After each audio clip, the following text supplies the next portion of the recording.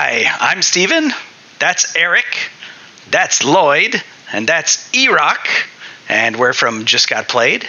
And today we're bringing you a video which is Few Rules, Much Wow.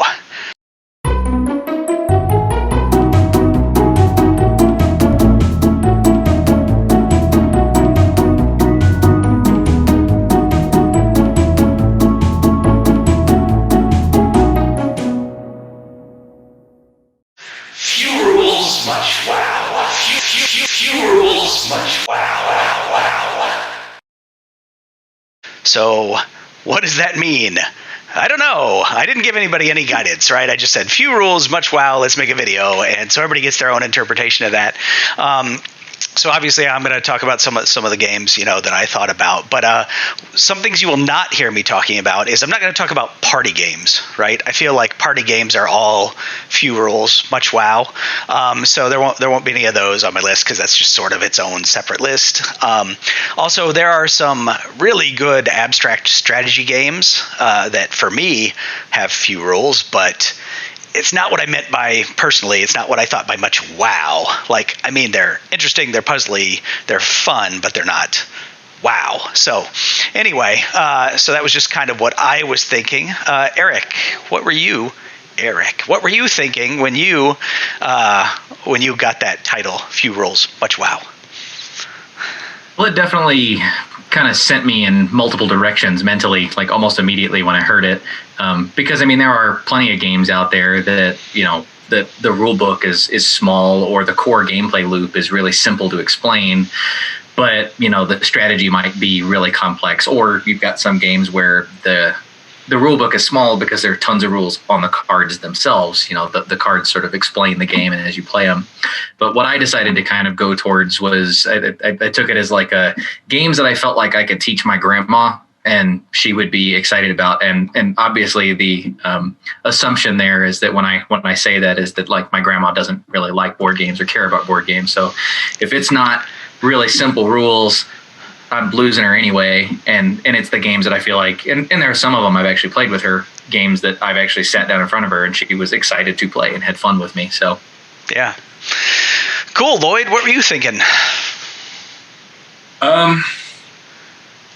That kind of fits my description as well. I started buying a bunch of games that I could get my mom to play because I didn't want to play Rummy Cube or Gin every time she came over, or May I? So I started buying games that I thought she would like to play. So those kind of fit in, but I don't know if certain games you might consider party games, but there are some games that kind of fit that same mold, kind of like just as an example, like a Dixit. I don't know if you consider that a party game. Yeah, party game is another one of those nebulous terms, right, where it means different things to different people. So we'll have to do a party game list sometimes. I would consider Dixit a party game, but I know some people don't. Yeah, so basically it's something that I can teach in a few minutes. Like kind of Eric said, with the core gameplay loop is fairly simplistic. You're doing the same thing, but you get a lot of fun factor out of it. I went more fun, less deep, just because you can have a small rule book and then, like you said, cards that have a ton of text that play the game. So I'm going with simple to teach and that tend to have a lot of, fun, high moments versus deep strategy. Yeah, good. So E-Rock, what were you thinking? I kind of got a mix of what everybody's doing here. I hear you about the party games. I started writing things down. I'm like, well, I could just put every party game on here. So I didn't take them off, but I don't have that many of them. And then I tried to find other things. Not all of these things I love necessarily, but I do see how it's easy to get down and play it. And I think I kind of took it from the perspective of somebody sitting down reading the rules, not necessarily me teaching it. Like, if I were to buy this off the shelf, can I understand this in 10 minutes and get to playing? I think that's kind of how I approach this. A lot of this is really light for my taste, but I had a really hard time divorcing light and easy to learn. Like those, they seem to be married almost. Like I just couldn't separate the two, because what I really wanted to do was come into this list with, these are some really deep and awesome games that the rules are very short. But I just couldn't come up with a lot of that. I mean, I was thinking when I was thinking about the games on my list, I thought about Go, which is, has very few rules, but is a very deep and like, hey, look at that, we're getting started. All right, apparently. All right, E-Rock, why don't you kick us off with Go then? Yes, this is actually on my list. It's incredibly simple. The wow factor's there if you're into this. I played Go for a while. I don't know. To me, there's just so many fun and exciting games that you can play anymore. So, but I understand. It's like thousands of years old. I didn't do any research here. It was Chinese, I guess. But it's super simple. You have a grid. You lay beads on the grid. Yours are black. The other player's is white. And if you completely surround somebody, you get all the beads and all that territory. That's it. That's the whole game. But it's been played thousands of years because the strategy involved in actually winning that game is so deep. So, yeah, I mean, it is fairly simple on the surface. It is very deep. It does have some other complexities, right? Because there's questions about whether a stone is alive or dead, for scoring at the end of the game. And there's something about, you can't duplicate the same position twice, so you can't go back and forth. So there's some edge case rules that you kind of sort of have to, right? And but even with those rules, it's not that complicated, right? You put a bead on a spot. That's it, really. Yeah. No, I mean that's a good game. I thought about it. I didn't pick it specifically because it doesn't give me that wow feeling. It gives me that satisfying brain burn, which to me, like I said, was a different sort of thing. But yeah, so that's definitely one of those abstract strategy games. Did anybody else have a sort of abstract strategy game on their list? Nope. Okay. Well, Eric, why don't you tell us one of yours? Well, sure.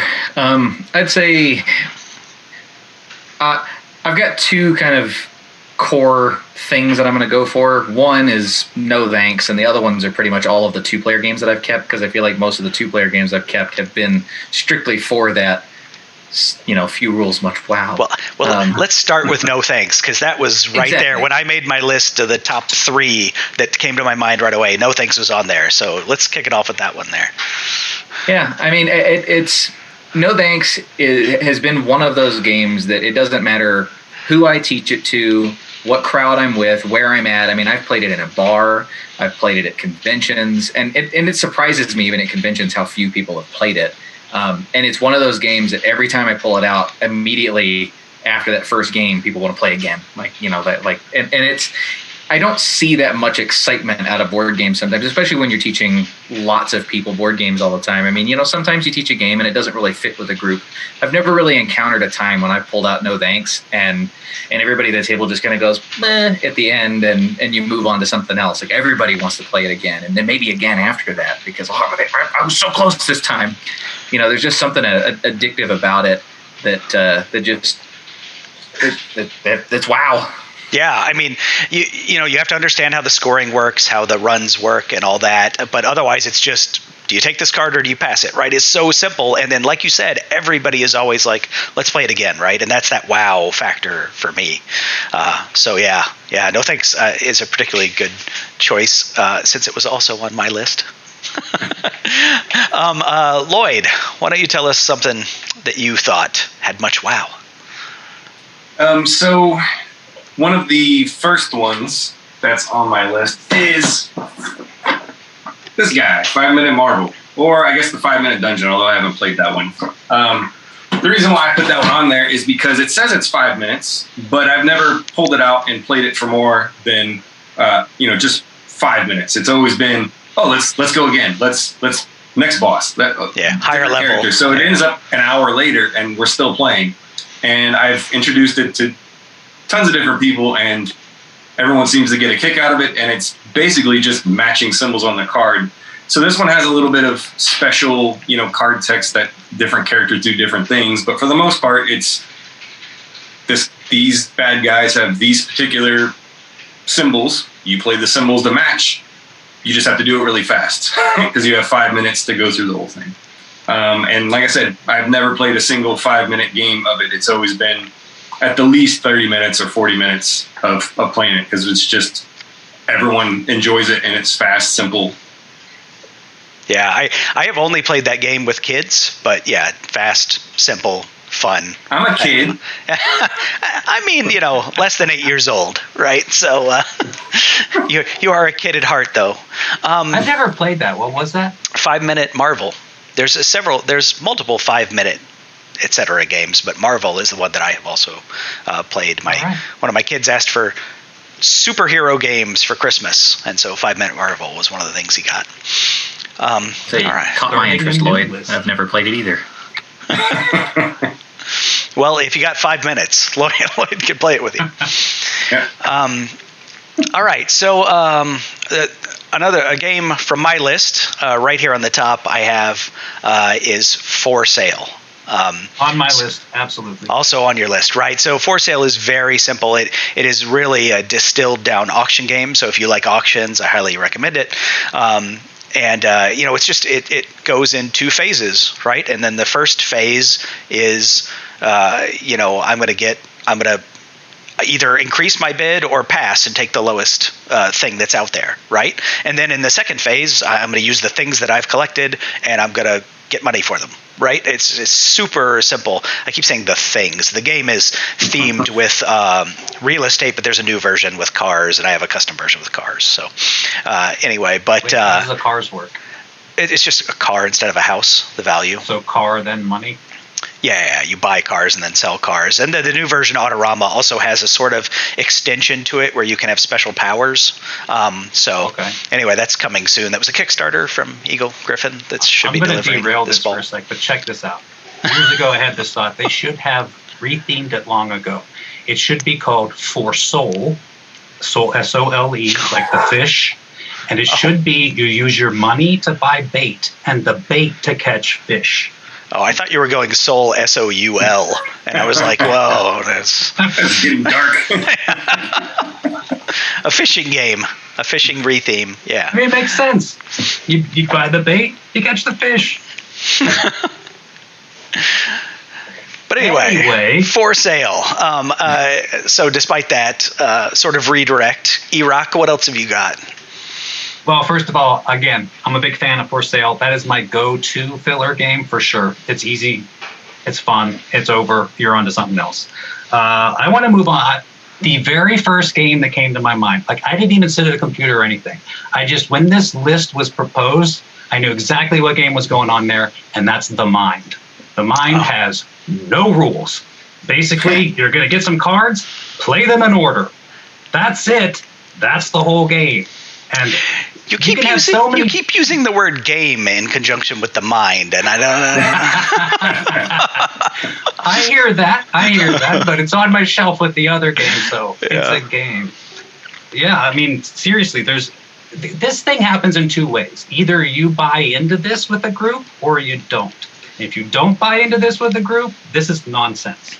But if you do buy into it with a group, the most amazing thing happens where this actually works. Just playing cards one at a time in order without saying anything, and it works. It's unbelievable. I think it's more fun when it doesn't work, because that's hilarious. But when you start and the guy, one of the guys you're playing with just rushes to put the 3 down, and you're like, "No, I have the 1. What are you doing?" I've seen crazy runs of this where it's like 32, 33, 34, 35. I'm like, how did you do that? That's amazing. Yeah, what's more amazing is when you're on like 20 and 2 people are just sitting there staring at each other for a little while, and then one of them puts down like 54 and the other does 55. It's like, what? What? How does this happen? That's what I'm saying. When you buy in and you play this for a little bit, you really start to see these moments where this whole thing just works. It's really weird. Yeah. I poo-pooed this for a long time. I was like, that is the most ridiculous thing I've ever heard. I can't believe people have fun with that. I apologize. I was wrong. Yeah, for a lot of people, that game is much WoW, and that is really few rules. Absolutely. So, Lloyd, what else you got for us? So, sticking with the theme of... No, I didn't play that with my mom because I don't think she could handle the speed of 5-minute Marvel, but one of the games that I wasn't sure she was going to like, but I actually got her to the table to the point where she was trash talking, was Mysterium. So all I kept hearing was trash talking during Mysterium. She's the worst ghost ever. Oh. Is she trying to make us mess up? I thought she wanted us to help her. She's the one. I'm like, I felt really bad for the ghost player because she was trash talking her through the whole thing. Give the ghost a break. They got murdered. Come on. But Mysterium, I've only had a handful of people kind of not get it and kind of just be bored with it. But for the most part, I played it with, a full complement of what it goes up to 7 players, I think. And, played it with as few as 3 or 4, and we always seem to have a good time with it. It's got a generally kind of a very simplistic rule set. Play these cards. The ghost can't talk, and that's about it. You're just trying to guess. It's, as I explain it, it's Clue, but everyone's on the same team. And everyone seems to really enjoy it. I kind of want to play the new one just because even though there's not very many rules, Mysterium has a big setup and it looks intimidating. The Mysterium Park, I think it is that the new one? That one seems to have almost no setup. You just kind of plop the cards down and go. Yeah. It's interesting that you mentioned it. Mysterium didn't even come to my mind. I mean, absolutely, it's few rules, but the sort of setup made me not think about it. So yeah, that's an interesting choice. Cool. Eric, want to hit us with another one? Sure. So I feel like I wanted to say Isle of Skye just because it's one of my favorite games. I kind of backtracked from that one. I mean, I feel like as a gamer, Isle of Skye is probably a really good recommendation for, few rules, much WoW. But, going with sort of my definition of things that I feel like I could teach my grandma, I feel like there's an immediate comparison there because one of the things that I always compare Isle of Skye to is it's everything I liked about Carcassonne, but a little bit more complex. It had kind of these changes in scoring and in-between round scoring and cool stuff like that. It kind of upgraded Carcassonne. And I feel like Carcassonne's a great few rules, much WoW kind of game. I mean, the most complex part of that one is, teaching people how to put farmers on the field. But I mean, it's so easy to get people. But the recent printings of Carcassonne, farmers are actually an advanced variant. So the base game, you don't play with farmers at all. It's just robbers, monks, and knights. Interesting. Yeah. But yeah, I mean, and that's, Carcassonne, I mean, just everybody gets some tiles and you just take turn laying things on the ground and just kind of connecting things up and it works for everybody. It's, again, few rules, much WoW. Yeah, I was thinking along the same lines of, a tile laying game, right? Because a lot of tile laying games are simple, like put the tile where you can place it. And so I thought of Carcassonne because I'm a big fan of Carcassonne and Isle of Skye, of course, as well. I thought of Tsuro, because that's very simple, place a tile and move your thing. But I think the sort of tile laying game that I like the most it was called Metro, and then it was reprinted as Cable Car, and then it was reprinted as Metro again. And so I like the Cable Car version, particularly because it has this sort of stock market variant that you can play with. But yeah, you just, there are all these sort of trains around the edge of the board, or monorail, or what are they? The streetcars from San Francisco, right? The cable cars. And you're trying to connect them to either the middle of the board or to some other point on the edge of the board. And so, and you score them when you do that. So you just, you get a tile and then you just place it somewhere on the board to sort of kind of make these paths. And when you're making paths for yourselves, you're also connecting other things for other people as well. And so it's got this sort of, interesting thinky element about what am I going to do? What am I going to try to connect? But essentially it's really simple, like put a tile somewhere that it fits. So I really enjoy playing that game. I even kickstarted they have some fancy deluxe version with acrylic tiles coming out. So I'm excited to see that when it finally arrives. But yeah, Metro or Cable Car or Tsuro or Carcassonne or Isle of Skye, some tile laying game, right? Like any of those sort of fit on my list. Let's see. I think maybe we can go around one more time. So Lloyd, do you have another one for us? I'm gonna go with. I'm trying to look to see which one's the best one to go with. I'm gonna say the one that when I asked what was a good example of this, someone yelled out Burkes Gambit, and I'm going to go with Burkes Gambit. It's a simple, kind of social deduction game, but just because you find out who the bad guy is doesn't really matter. You really need to find the alien, and there's not very many rules to that. You roll a die and you do what it says. My nieces and nephews, they're all in the preteen, teenage. They came over, and with my daughter and her boyfriend, they wanted to play something. I was like, hey, let's play this. As I started to explain it to them, after the first 2 sentences, they go, oh, it's Among Us. And I said, yeah, pretty much. You've got the idea of it. And that was really all I needed to do. Here's the card that you're looking for. It's got an alien on it. If you're this color, if you're red, you're a bad guy. Lie, cheat, and steal. If you're blue, don't do anything suspicious. And we played probably for the next 2 hours, just game after game after game. And that's always one of those go-tos that we play with our normal game group if we're waiting for people to get there, or as a kind of a palate cleanser. Pull out Burkes Gambit and play a few rounds of that, and everyone typically has a good time. There's lots of yelling and screaming and pointing and backstabbing, and somebody gets shot. Yeah, I think social deduction is generally a good choice for few rules, much WoW. Me personally, I think an even that's simpler than Burkes Gambit is the Resistance, and that's sort of the granddaddy of social deduction games for me, because that was maybe the first one I ever played, and it's a classic. But Burkes Gambit is a good choice too. We played the hell out of the Resistance.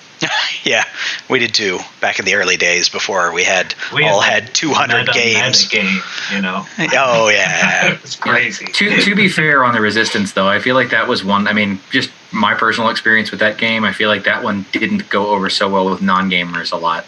Playing with other board gamers, I had a lot more. Like everybody was excited and had a lot more fun with it. But there was something about trying to get non-gamers to play it that was difficult. Huh. That's interesting. I didn't have that same problem, but we definitely had the meta problem where it's just no matter what I did, I was the spy, after some point, right? Right, exactly. So, yeah. Anyway. All right. So, E-Rock, what have you got? I think I'm going to round up my list with Love Letter. It's a little bit more on the rules, but it's not that. Everything's on the cards. You draw a card, you play one of them. I mean, that's all there is to the game, and at some point somebody's going to win this hand, which takes like 2 minutes to win a hand, and whoever gets to like the best of 7 or whatever first wins the game. Super, super simple. It's very small. It's like 13 cards in a bag, and that's the game, and it's fantastic for that. This is probably, in my opinion, absolutely, in my opinion, the best bang for the buck you can get in a game. Unbelievable. For just a little 13 cards in a little bag, and you can have fun all night. And you'll want to play it again. And then you'll play again some other time, too. They have made many different versions of Love Letter. Personally, my favorite is the new Infinity Gauntlet one. I find that to be better than just the vanilla one or any of the other versions, because it adds some differences there. But anyway, that's just me. It definitely adds some. What's that? But I like the Batman variant. I haven't played the Infinity Gauntlet one, but I played the Batman and the Archer one. No, Batman one came in and out of print really fast and costs a fortune to try to get third party. Yeah, so if you're sitting on one of those, put it in your safe. Different than these. I agree with you. I have only ever played the original. Try Infinity Gauntlet. I recommend it because it's different but the same and my favorite. Exactly the same, only different. Yeah. Well, you'll recognize that it's Love Letter, but yeah, right? E-Rock, Eric, what's the difference? All right, Eric, did you have one more for us before I close it out? Sure. Yeah, no, I mentioned earlier that, kind of my 2-player games, and I was just going to rattle off my couple of 2-player games. Go ahead. But I actually want to lay down the gauntlet with E-Rock there. So, like, my 2-player games were, I have Patchwork and Kaching and Onitama. I think those are all great. But I think best bang for your buck, just what I've encountered for, like small thing, was Star Realms. That's one of those games that I have given away so many copies of Star Realms. I've played with strangers on an airplane or at an airport I've played that game and given it away because it's like $10. And, you teach somebody and and again, it's just another one of those games that seems to go over really well every time I teach it. And for $10 is one of those things that I have no problem just like, oh yeah, keep it, take it home and teach your kids or teach your friends, whatever. It's been one of those kind of games for me.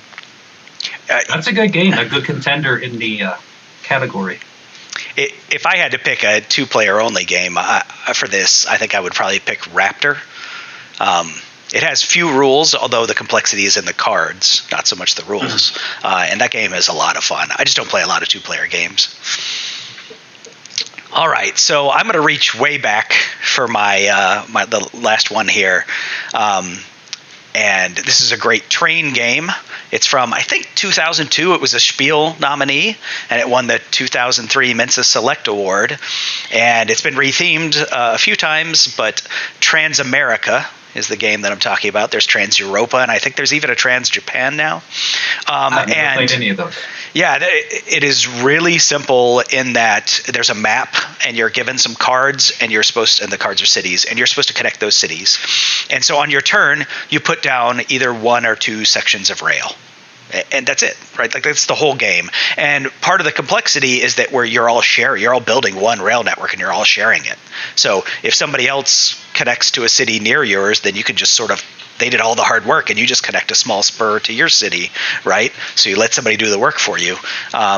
And who's going to be the sucker that connects the East Coast to the West Coast, and right? So this is all kinds of sort of what is everybody else doing, but I don't really know, and where am I going to put my track? And so it's a thinky game, but it's super simple, and it's just a whole lot of fun. And again, it's a game that you play over multiple rounds. And so, I wouldn't necessarily say people are itching to play it again because you basically played it 6 times or something in a game. But it's super simple. And, I could have picked Ticket to Ride or something like that. I mean, there's so many good train games. But that one to me is just like it's even simpler than Ticket to Ride as far as the rules go. That's what I got. I had I could have gone on for hours about this topic. I had a whole bunch more I could have listed. Well, I can only see your hand there, but yeah.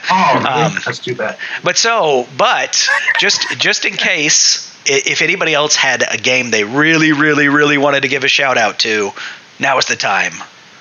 Anybody? TI4. TI4. That fails on all of the qualifications. Yeah. I mean, I had other games like Hanabi and Bonanza and things like that I considered that I thought were all good choices. Yeah, I almost mentioned Bonanza. Bonanza's a solid one. Yeah, I mean, one of my favorites was Gravwell. I like. Hey, I love that game. I considered it for the list. I thought maybe it got a little bit strayed a little bit off of the few rules or whatever. I didn't even think about. The only problem I've ever had is I've encountered people that have a really, really, really hard time understanding the concept of movement towards the closest object. Yeah, for some people just really, really struggle with that, and that's the card play is super simple. I agree 100%. Sometimes people don't understand. Why did I go backwards? Wait, why this time did I go forwards? So it kind of didn't make my list. One party game is Just One. Yeah, Just One was on my party game list. Just One would have been way up there. I didn't think about dexterity games, which just popped into my head. Pitch Car and Crokinole, and how simple can you be? Finger, man. I'm not playing those games. That's ridiculous. And on that note, all right. Well, I'm Steven. This is Eric. That's Lloyd. This is E-Rock. We're Just Got Played, and I hope you can go find much WoW now based on all of our suggestions. All right. Thanks, everybody. Man, party games. We should just do a list on party games. I've got Scribblish, Telestrations, Eat Poop Your Cat, that whole category, and Just One, and Werewords, and I had Dixit.